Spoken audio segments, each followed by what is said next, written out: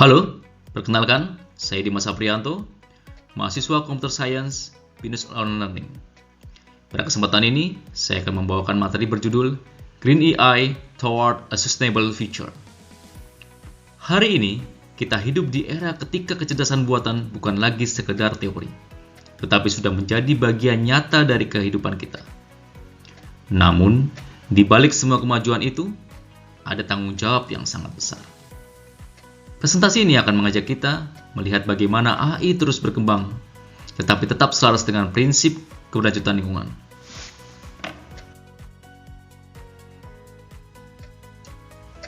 AI kini menjadi tulang punggung inovasi di berbagai sektor. Di kesehatan misalnya, AI telah membantu dokter mendiagnosa penyakit lebih cepat. Di otomotif, AI adalah otak di balik mobil otonom. Di manufaktur, AI mengoptimalkan proses produksi. Bahkan di energi, pendidikan, retail, logistik, hingga perhotelan, AI membawa perubahan yang sangat besar. Namun, ada biaya tersembunyi yang sering tidak kita perhitungkan, yaitu biaya lingkungan. Sebagai contoh, hanya untuk merespon perintah pengguna, ChatGPT membutuhkan sekitar 1058 GWh listrik per tahun.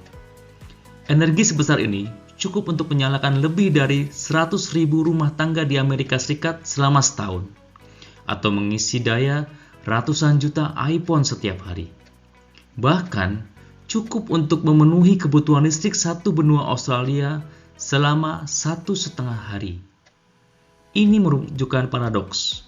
Teknologi yang kita ciptakan untuk mencegah masalah justru menciptakan masalah baru berupa energi yang masif.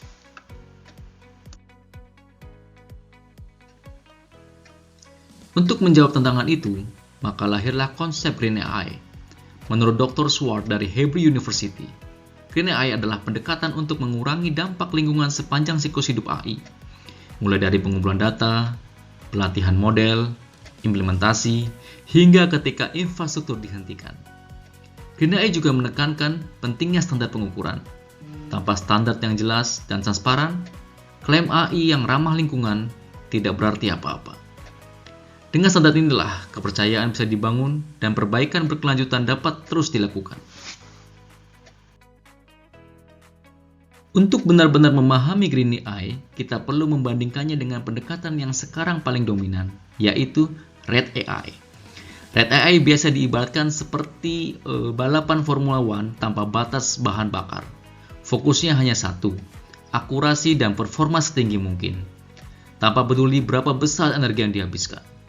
Akibatnya, biaya energi dan jejak karbonnya sangat tinggi. Bahkan pendekatan ini cenderung eksklusif, karena hanya bisa dilakukan oleh mereka yang punya sumber daya komputasi besar. Disinilah Green AI hadir sebagai antitesis. Green AI tidak menolak performa, tetapi mencari keseimbangan. Tujuannya jelas, membuat AI lebih hemat energi, menekan emisi karbon, dan sekaligus membuka peluang riset yang lebih inklusif. Singkatnya, kalau Red AI bertanya, seberapa akurat model ini dibuat, maka Green AI menambahkan pertanyaan lain, dan dengan biaya lingkungan serendah apa? Ide ini bukan lagi sekedar konsep teoritis. Kesadaran ini tercermin dalam tren riset global.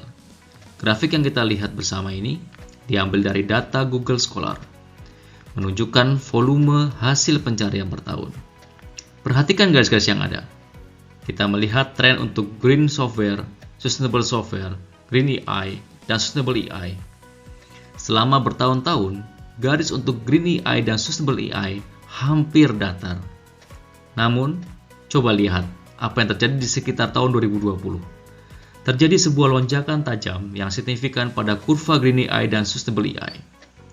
Hal ini merupakan titik balik yang menunjukkan bahwa komunitas ilmiah secara kolektif menyadari masalah yang telah kita bahas sebelumnya dan mulai aktif mencari, meneliti, dan mempublikasikan solusinya. Kita sedang berada di awal sebuah gelombang baru dalam riset AI.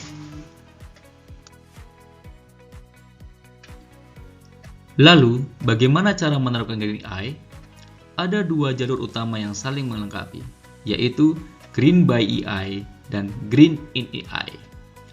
Green by AI berarti menggunakan AI sebagai alat untuk mendukung keberlanjutan. Contohnya, AI untuk efisiensi energi, mengatur lalu lintas agar mengurangi emisi, membantu petani menggunakan sumber daya secara lebih hemat, hingga memodelkan perubahan iklim untuk kebijakan lingkungan. Sementara, Green AI adalah membuat teknologi AI itu sendiri menjadi lebih hijau. Caranya bisa lewat algoritma yang lebih efisien, chip yang hemat daya, data center yang dirancang lebih ramah energi, serta menghindari kompleksitas model yang tidak benar-benar perlu. Kedua pendekatan ini sama-sama penting agar kita bisa membangun ekosistem AI yang benar-benar berkelanjutan. Perjalanan menuju Green AI tentu tidaklah mulus. Ada beberapa tantangan besar yang harus kita hadapi bersama. Pertama, AI itu sendiri sangat boros energi. Proses pelatihan model atau machine learning membutuhkan listrik dan bahkan air dalam jumlah yang luar biasa besar. Ironisnya, untuk menciptakan AI yang hijau, justru seringkali kita memulainya dari proses yang tidak ramah lingkungan. Kedua, jejak karbon dari data center. Perlu diingat, istilah cloud bukanlah awan di langit. Cloud adalah ribuan server yang tersimpan di gedung-gedung besar dan beroperasi tanpa henti. Pusat data inilah yang menyumbangkan emisi karbon dalam skala masif. Dan ketiga, privasi serta keamanan data. Ini adalah tantangan etis yang penting. Pertanyaannya, data siapa yang digunakan untuk melatih AI? Bagaimana kita bisa menyeimbangkan kebutuhan data dalam riset Green AI dengan hak dasar individu atas privasi? Mengatasi tantangan-tantangan ini jelas tidak bisa dilakukan oleh ilmuwan komputer saja.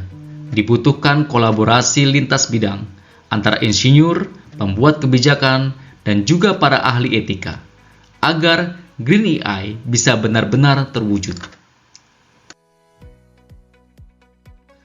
Meskipun ada berbagai tantangan, para ilmuwan tidak tinggal diam. Banyak penelitian mutakhir justru menawarkan solusi yang sangat menjanjikan. Contoh pertama adalah studi tentang teknik kompresi model. Para peneliti menguji model bahasa seperti BERT, DistilBERT, dan ALBERT menggunakan metode pruning, distillation, dan quantization. Hasilnya menarik. Model TinyBERT mampu mempertahankan akurasi yang tinggi, tetapi dengan konsumsi energi yang jauh lebih rendah. Ini membuktikan bahwa kita bisa tetap mendapatkan performa bagus tanpa harus boros energi. Contoh kedua adalah riset tentang speculative decoding. Metode ini menggunakan model kecil untuk membuat draft jawaban terlebih dahulu, kemudian sistem mengukur seberapa yakin atau penting draft tersebut. Hanya jika jawaban tidak pasti atau sangat krusial, barulah model besar dipanggil untuk memverifikasi. Dengan cara ini, komputasi dan energi yang terbuang bisa ditekan secara drastis. Dua contoh ini menunjukkan satu hal penting. AI yang hemat energi bukanlah sekedar konsep, tetapi sudah terbukti bisa diwujudkan dalam praktek nyata. Contoh-contoh yang tadi kita bahas memang berfokus pada solusi teknis, tapi pertanyaannya, bagaimana semua itu bisa diatur dalam sebuah kerangka kerja yang rapih dan terstruktur? Disinilah model referensi berperan. Di sisi pertama, ada Greensoft Model. Model ini digunakan untuk memastikan perangkat lunak tetap hijau dan berkelanjutan sepanjang siklus hidupnya, mulai dari tahap pengembangan, penggunaan, hingga akhir masa pakai. Di dalamnya sudah ada kriteria, matriks berkelanjutan, dan juga panduan praktis yang bisa dipakai oleh pengembang, administrator, maupun pengguna. Di sisi lain, ada kerangka kerja Green AI yang lebih spesifik. Bentuknya seperti tumpukan atau stack. Lapisan paling bawah adalah infrastruktur, yaitu perangkat keras yang dirancang agar lebih hemat energi. Di atasnya adalah lapisan model yang mendorong penggunaan model AI kecil dan efisien. Selanjutnya, lapisan operasi AI atau IOPS yang memastikan komputasi dilakukan dengan secara sadar karbon. Dan yang paling atas adalah lapisan aplikasi, tempat AI dipakai untuk mendukung berbagai solusi berkelanjutan. Dengan adanya model referensi ini, pengembangan Green AI tidak lagi berjalan sporadis, tetapi lebih bisa terarah, sistematis, dan terstruktur. Kita sudah membahas definisi, tantangan, dan berbagai solusinya. Pertanyaannya sekarang, apa langkah selanjutnya untuk Green AI? Pertama, kita membutuhkan metrik yang tersadar untuk mengukur emisi dan konsumsi energi AI. Dengan standar yang sama, setiap teknologi bisa dibandingkan secara adil. Kedua, perlu ada toolkits yang ramah developer untuk menghitung jejak karbon AI. Dengan alat ini, pengembang bisa langsung mengetahui seberapa hijau sistem yang mereka bangun. Ketiga, penerapan strategi follow the sun, artinya beban kerja komputasi dipindahkan ke pusat yang menggunakan energi terbarukan sesuai zona waktu di berbagai belahan dunia. Langkah-langkah ini akan menjadi standar baru dalam industri. Tujuannya jelas, menjadikan Green AI lebih transparan, lebih efisien, dan benar-benar mampu berkontribusi pada target global Net Zero 2050.